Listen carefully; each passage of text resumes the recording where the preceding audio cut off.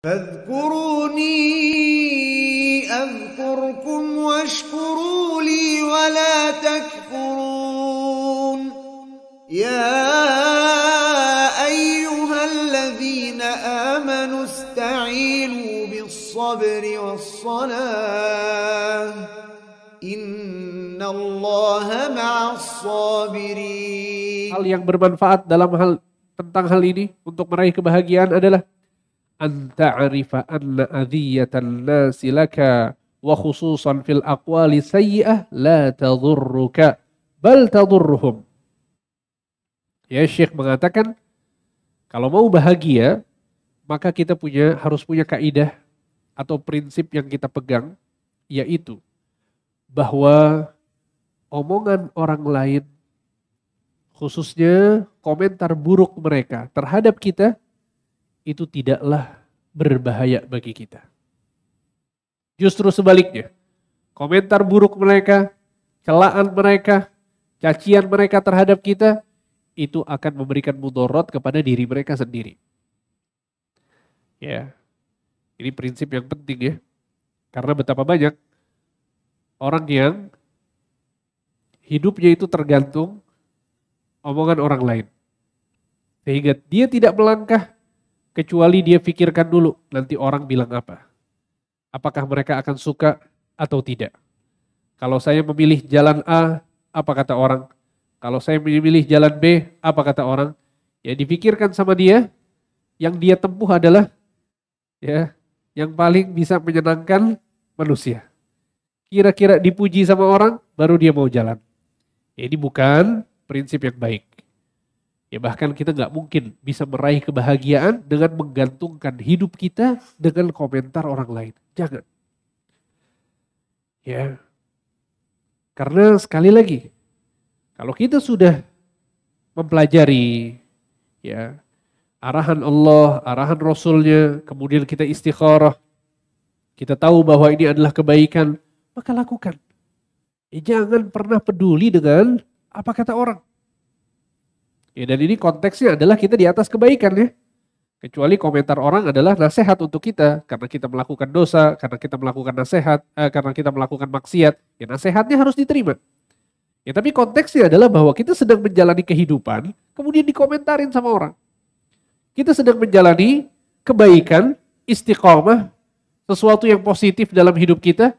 Bekerja misalnya, mencari nafkah misalnya. Ya, menjadi orang yang lebih bertakwa misalnya. Kemudian ada orang yang berkomentar. Maka jangan pernah prinsip kita itu berubah atas dasar komentar orang lain. Ini berbahaya luar biasa. Ya. Dan ini juga pelajaran buat kita semua ya, teman-teman sekalian, bahwa jangan sampai kita mengganggu orang lain dengan lisan kita.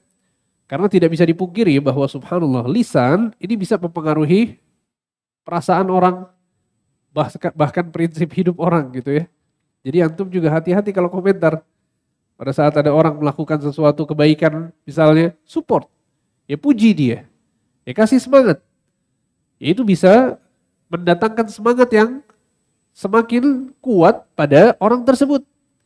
Ya makanya jangan sampai kita mengganggu orang lain dengan lisan kita. Dan ini adalah sifat dari orang Islam, orang yang beriman. Nabi SAW mengatakan al-muslimu man salimal muslimuna min lisanihi wa yadihi. Sesungguhnya orang muslim adalah orang yang ada di sekitarnya itu merasa aman dengan ucapan dan tangannya, dengan lisan dan tangannya. Ya sehingga kita nggak bisa pungkiri bahwa komentar kita terhadap orang lain itu bisa jadi berpengaruh pada orang tersebut.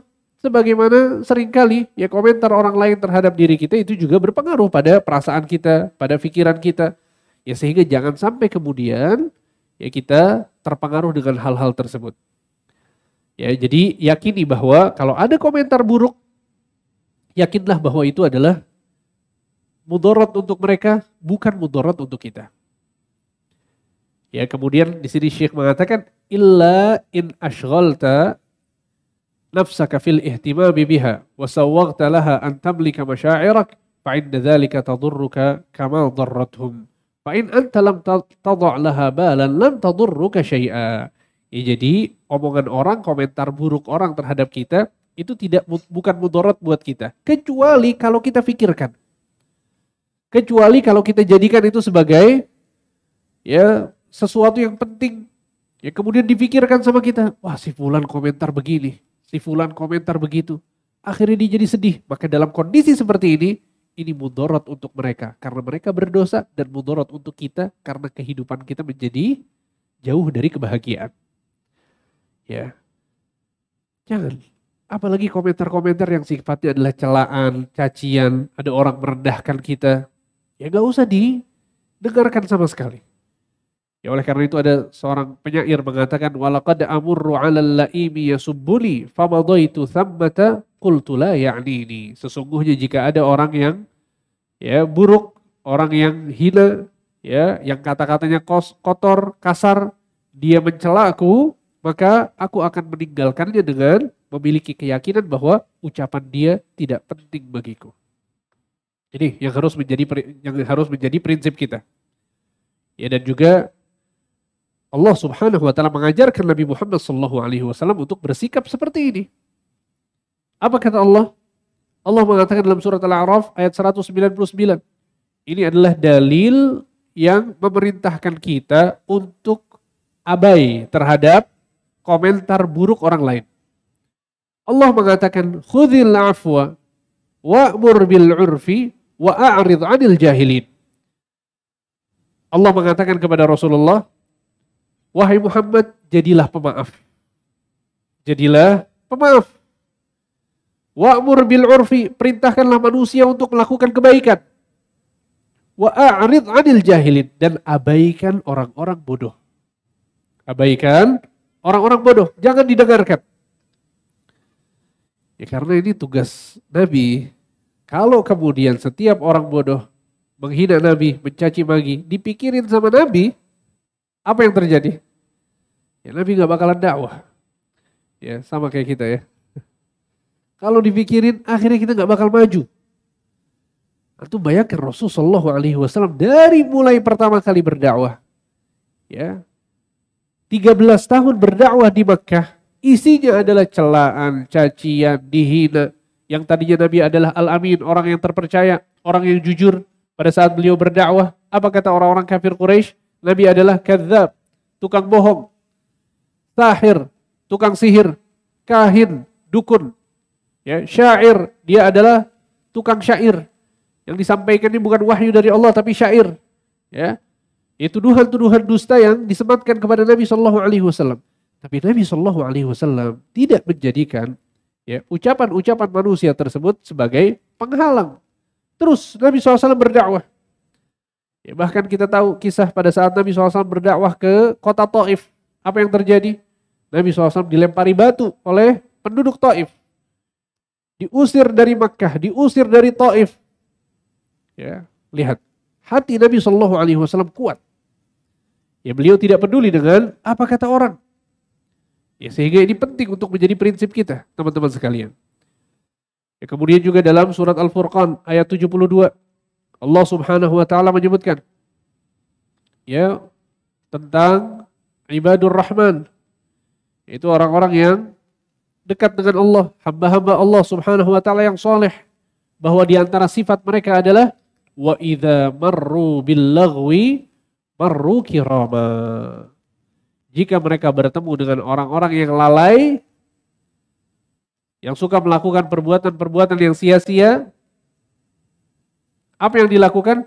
Mereka lalui saja dengan menjaga kehormatan dirinya.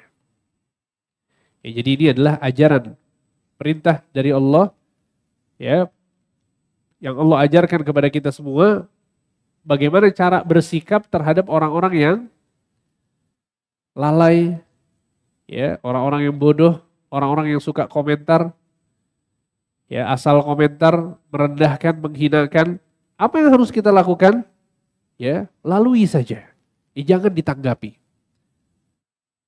Ya, dan di sini Allah mengatakan marru kirama, mereka ya meninggalkan mereka meninggalkan orang-orang yang mencela tersebut dengan menjaga kehormatan dirinya. Maksudnya adalah bahwa kalau ada orang berkomentar buruk kepada kita, jangan didebat. Jangan dijawabin satu persatu, jangan. Justru itu akan menjadikan kita sama seperti mereka.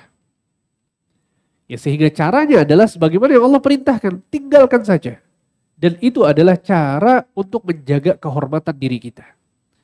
Ya, karena subhanallah orang-orang yang lalai, orang-orang yang bodoh, yang tidak memiliki keimanan, ya, nggak menjaga lisannya, ya, asal komentar, asal mencaci, mencela, itu mereka nggak punya prinsip, mereka nggak punya kaidah yang mereka berjalan di atasnya. Sehingga kalau kita tanggapi, kita akan sama seperti dia. Ya, sehingga ini adalah faedah yang penting ya untuk dijadikan prinsip dalam hidup kita. Bahwa kalau ada orang yang berkomentar, biarkan saja, jalan saja. Ya, kita capek kalau harus ya satu-satu kita dengarkan, satu-satu kita jawab, kita capek. Kecuali kondisinya ada orang yang mulia, ya seorang soleh misalnya, kita tahu bahwa dia adalah orang yang berpendidikan, orang yang menginginkan kebaikan, mendatangi kita kemudian memberikan nasihat kepada kita, dengarkan nasihatnya. Dengarkan nasihatnya, nggak masalah. Ya tapi kalau sembarangan orang, apalagi di media sosial ya, yang tuh bikin postingan kemudian komentarnya macam-macam, jangan dijawabin satu persatu, jangan. Ya, kalau bisa di nonaktifkan ya komentarnya ya. Sehingga maksudnya adalah bahwa ini yang dijelaskan oleh Allah Subhanahu wa taala tentang apa yang harus kita lakukan terhadap komentar-komentar yang buruk. Ya tadi Syekh di sini mengatakan bahwa ini tidak akan ya memberikan mudarat kepada kita. Tapi justru ini adalah mudarat untuk mereka. Ya dan ini juga pelajaran buat kita semua bahwa jangan sampai kita menghina, mencaci, merendahkan orang lain. Karena ini adalah sebab kebangkrutan seseorang di hari kiamat kelak. Pada saat seseorang tidak menjaga lisannya. Sehingga mencela orang lain, menuduh orang lain dengan tuduhan dusta. Nabi SAW pernah mengatakan kepada sahabat-sahabatnya, Atadruna manil muflis, tahukah kalian siapa orang-orang yang bangkrut? Maka para sahabat mengatakan, Al-muflisu fina man la dirham lahu wala mata'. Sesungguhnya orang yang bangkrut dari kalangan kami adalah orang-orang yang tidak memiliki harta dan tidak memiliki aset sama sekali. Bangkrut.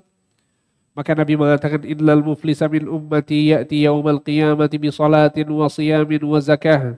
Sesungguhnya orang yang bangkrut dari kalangan umatku adalah yang datang di hari kiamat kelak dengan membawa pahala sholat, pahala puasa, dan pahala zakat.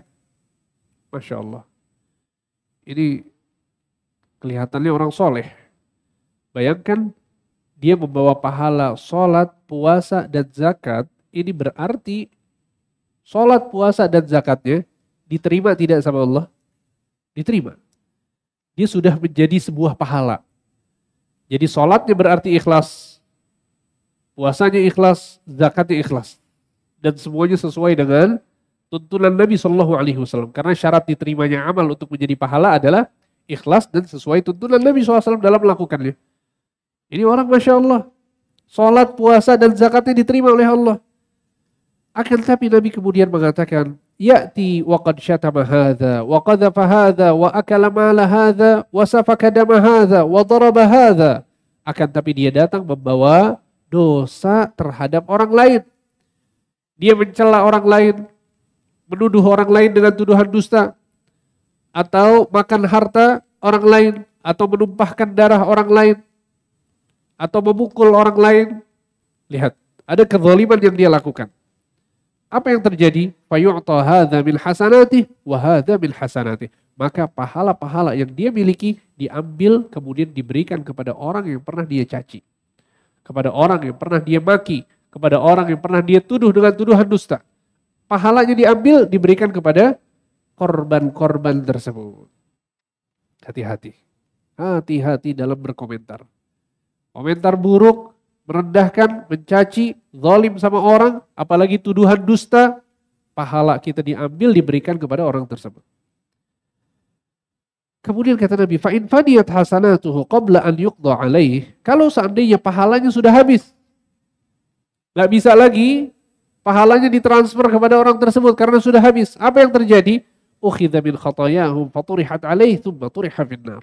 Ya maka dosa-dosa orang yang pernah dia caci, pernah dia maki, itu dosa-dosa diambil dan diberikan kepada pelakunya. Sehingga pahalanya habis, dosanya semakin menumpuk. Lihat, padahal dia sudah berjuang sholat, sholatnya diterima. Sudah berjuang puasa, puasanya diterima. Berjuang zakat, zakatnya diterima. Tapi itu semua malah diberikan kepada siapa? Orang yang pernah dia zalim kepadanya. Makanya Al-Hasan Al-Basri rahimahullah, ya beliau pernah dikabarkan oleh seorang muridnya bahwa ada orang yang menggibah beliau, ngomongin di belakang. Apa kata Al-Hasan Al-Basri? Dia perintahkan istrinya supaya masak-masak, kemudian masakannya diberikan kepada orang tersebut sebagai hadiah. Ya, sampaikan kepadanya bahwa ini adalah hadiah karena dia sudah memberikan kepadaku pahala secara cuma-cuma. Ya, saya berterima kasih kepadanya. Ya, jadi antum jangan malah stres ya pada saat diomongin sama orang. Gak masalah. Kalau bisa dikasih hadiah, kasih hadiah. Ya, karena kita dapat pahala gratis. Ya, jerih payah yang dia lakukan, sholat yang dia lakukan, puasa yang dia lakukan, itu pahalanya bisa diberikan kepada kita karena kita dizalimi oleh orang tersebut. Ya, sehingga